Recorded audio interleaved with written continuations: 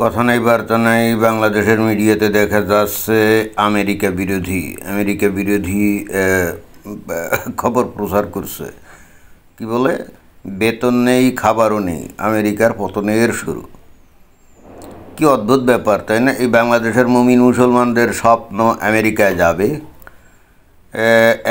যাবে এবং সেখানে গিয়ে তারা থাকবে, আবার সেই আমেরিকারই বদনাম করবে। বেতন নেই, খাবারও নেই, আমেরিকার পতনের শুরু। তো যে সংবাদপত্র এই খবর দিয়েছে এবং যে নাকি এই খবরটা ছাপিয়েছে, আমার ধারণা তার নিজেরই আমেরিকার পাসপোর্ট আছে এবং বিপদে পড়লেই আমেরিকা সে নিজেই পাড়ি জমাবে। তা ভাই, তুমি যদি মনে করো যে আমেরিকা বেতন নেই, খাবারও নেই, তাহলে তুমি এই আমেরিকায় কেন যাবে? অদ্ভুত মানসিকতা মুমিন মুসলমানের, রাইট? প্রশ্ন হচ্ছে যে হঠাৎ করে আমেরিকা বিরোধী এই ধরনের খবর প্রচারের উদ্দেশ্য কী? খুব পরিষ্কারভাবেই আমরা বুঝতে পারি এই অন্তর্বর্তীকালীন সরকারের ওপরে এই আমেরিকার যে হাত ছিল, সে হাত আস্তে আস্তে তারা গুটিয়ে নিচ্ছে। কারণ আমেরিকার মূল একটা উদ্দেশ্য ছিল এই অন্তর্বর্তীকালীন সরকার প্রতিষ্ঠায়। তাদের যে টাকা পয়সা তারা ডিপ স্টেটের মাধ্যমে খরচ করছিল, তো সেই উদ্দেশ্য ডক্টর মোহাম্মদ ইউনূস আসলে সফল করতে পারে নাই। এমন পজিশন করছে যে এখন বাংলাদেশে আমার মনে হয় যে ডক্টর মোহাম্মদ ইউনূসের যে জনপ্রিয়তা, এটা শূন্যের কাছাকাছি হবে। হাতে গোনা 2-4 জন হয়তো তার সমর্থক থাকতে পারে, যারা নাকি রুটি হালুয়া খাওয়ার সুযোগ পেয়ে গেছে, অথবা ডক্টর মোহাম্মদ ইউনূসের কল্যাণে নানা কায়দায় নানাভাবে উপকৃত হচ্ছে। এরা ছাড়া বাংলাদেশে এখন ডক্টর মোহাম্মদ ইউনূসের গুণগান করবে বা তার সমর্থন করবে এরকম মানুষ খুবই কম। তো যখনই এই ডক্টর মোহাম্মদ ইউনূসের সরকারের ওপর থেকে এই আমেরিকার আশীর্বাদের যে হাত, সেটা যখন উঠে যাচ্ছে এবং দৃশ্যমান হচ্ছে আস্তে আস্তে যে আমেরিকা ভারত আবারও একসাথ হয়ে গেছে, অতএব এখন এই বাংলাদেশের দায়ভার, ওই ফেব্রুয়ারি মাসে ডোনাল্ড ট্রাম্প বলছিল না, এটা ভারত দেখবে, আসলে ভারতের কাছেই ফিরিয়ে দেওয়া হয়েছে যে ঠিক আছে, তোমাদের পার্শ্ববর্তী দেশের কি বিষয় আসে এগুলো তোমরাই দেখো, আর তোমরা আমাদের স্ট্র্যাটেজিক পার্টনার হয়ে থাকো। ওই যে কয়েকদিন আগে যে প্রতিরক্ষা চুক্তিগুলো 10 বছর ব্যাপী, ওখান থেকেই সেটা বোঝা যায়। তো ঘটনা যাই হোক, আমেরিকায় আসলে এরকম হলো কেন যে বেতন নেই, খাবারও নেই, এই ধরনের একটা পরিস্থিতি হলে কেন? সেই কথাটা কিন্তু ভালো করে পরিষ্কার করে কিন্তু মিডিয়া বলবে না, কারণ সেটা বলে দিলে তাহলে তো আসল গোমর ফাঁস হয়ে যাবে।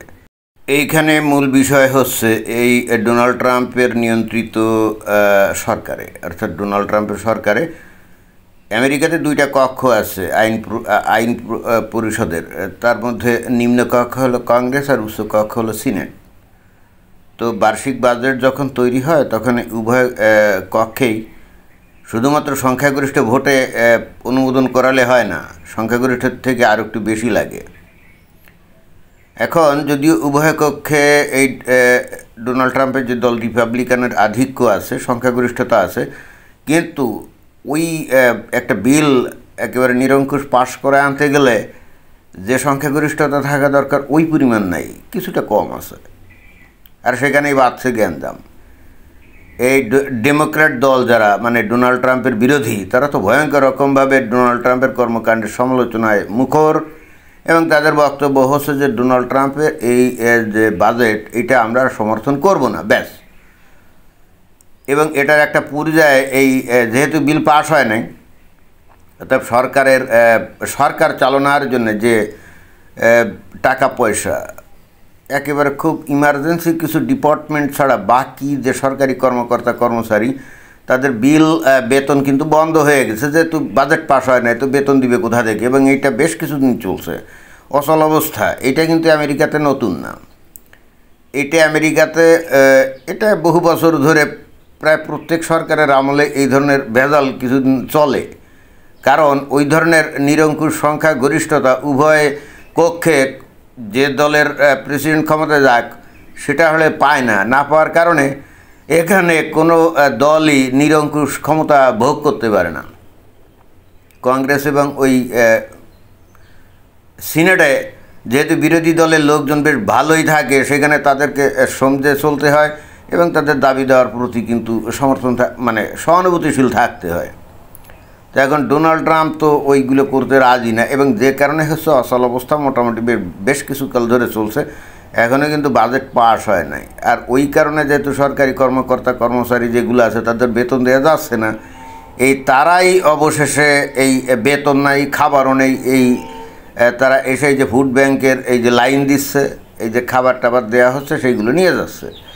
তো ওই খবরটাই বস্তুত এখানে বলা হচ্ছে, বেতন নেই, খাবারও নেই, আমেরিকার পতনের শুরু। ভালো কথা, এতেই যদি বাংলাদেশের মুমিন মুসলমানদের মনে হয়, মানে যারা সাংবাদিকতা করে তাদের কাছে যদি মনে হয় যে এটাই আমেরিকার পতনের শুরু, তাহলে ভাই তোমরা ওইখানে যাইও না, বা ওই দেশের ভিসা টিসা তোমরা তোমাদের পাসপোর্টে লাগাইও না। কিন্তু ঘটনা দেখবেন যে কমপ্লিটলি উল্টো। আপনারা যদি কেউ আমেরিকার ভিসা করতে যান, ভিসা পাওয়া তো অনেক টাফ ব্যাপার, বা যে ভিসা ইন্টারভিউ, যে অ্যাপয়েন্টমেন্ট, যে ডেট, আপনি দেখেন তো নিজেরা সেই ডেট আপনারা পান নাকি। কারণ আজকে থেকে আগামী 1 বছরের মধ্যে একেবারে সমস্ত স্লট বুক। এখানে আপনাকে যদি ভিসা অ্যাপয়েন্টমেন্ট ডেট যদি আপনাকে করতেই হয়, তাহলে কিভাবে পাওয়া যেতে পারে জানেন? মাঝখান দিয়ে কিছু লোক মনে করেন যে তাদের অ্যাপয়েন্টমেন্ট ডেটটাকে একটু রিশিডিউল করছে, অর্থাৎ চেঞ্জ করছে তাদের ডেটগুলা, সেখানে ওই যে গ্যাপ তৈরি হলো না, আপনি ওই জায়গায় ঢুকতে পারবেন। এবং ওখানে প্রতি আধা ঘন্টায়, প্রতি আধা ঘন্টা না, 15 মিনিটে 30 জনের করে, 30 জনের ইন্টারভিউ নেয়। ওদের 5-6টা কাউন্টার আছে না, তো সকাল 7:30 থেকে সম্ভবত দুপুর 1টা পর্যন্ত আপনার ভাগ করেন, প্রতি 15 মিনিটে 30 জন করে, এবং পুরো ইয়েটা ভর্তি, অর্থাৎ হাজার হাজার মানুষ প্রতিদিন আমেরিকার এমবাসি থেকে ধর্ণা দেয় যে ভাই আমাদেরকে, হে ইহুদি, হে নাসারা, হে কাফেররা, আমাদেরকে একটু ভিসা দাও, তোমাদের এই ভিসাটা হলো আমাদের কাছে ওই যে ওই সোনার হরিণের মতো।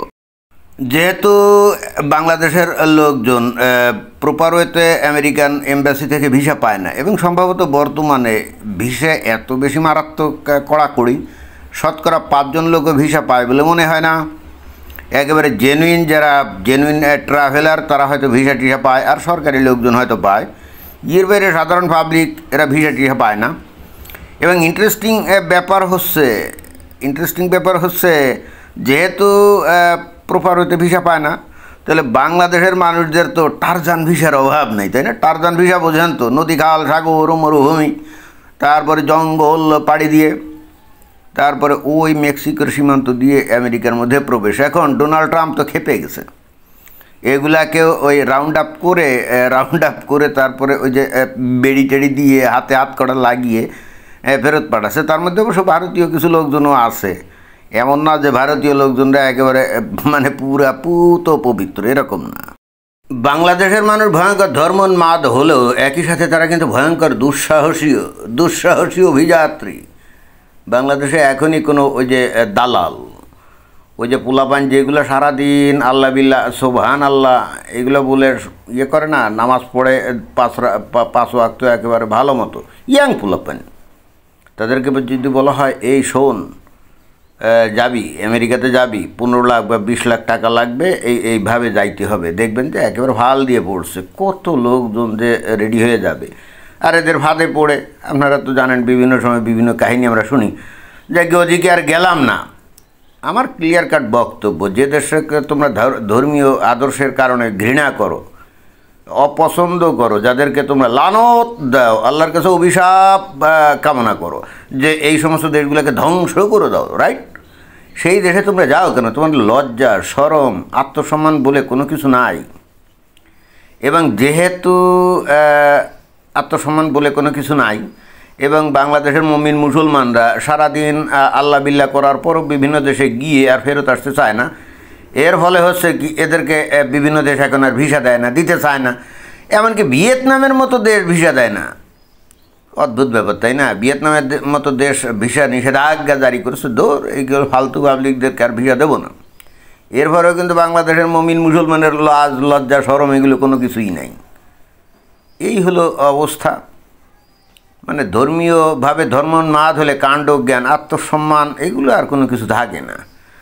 তো যাই হোক, কী আর বলি, বাংলাদেশের মানুষ এখন এই খবর যেটা এখানে ছাপালো খুব খুশি হবে। এবার আমেরিকার পতন হবে, বলবে ওই যে ইসরায়েলে সাহায্য করছে হামাসদের দমন করার নামে, ওই জন্যে আল্লাহ তাদের ওপর অভিশাপ গজব নাজিল করছে, তাই না? ঠিক আছে, তারা থাক আত্মসুখে, কী আর বলি। ধন্যবাদ।